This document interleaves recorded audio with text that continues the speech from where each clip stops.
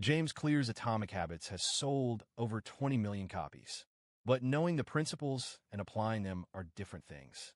After 365 days of systematic experimentation, here's what the book doesn't tell you about real-world habit building. Make it obvious. I redesigned my environment so healthy choices were visible and unhealthy ones were hidden. Make it attractive. I bundled hard habits with enjoyable activities. Make it easy.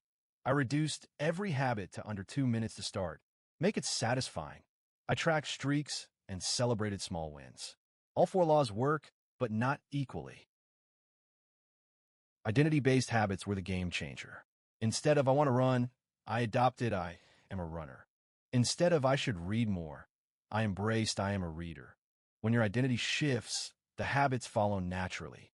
Environment design was number 2, removing friction for good habits and adding friction for bad ones. Habit stacking worked short-term, but crumbled when my schedule changed. The anchor habit disappeared and the stack collapsed.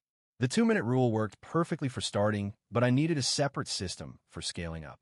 Biggest surprise, bad habit elimination was harder than good habit formation by a factor of 3x. I track 5 core habits daily, review weekly, and adjust monthly. I use identity statements as screensavers. My environment is optimized. Gym bag by the door, phone charger in the kitchen, not bedroom, books on every surface. The system is simple, flexible, and has survived travel, illness, and life disruptions. Start with one identity shift this week. Write I am a desired identity on a sticky note and put it where you'll see it daily. The free Atomic Habits Implementation Guide is in the description. Subscribe for more real-world system experiments.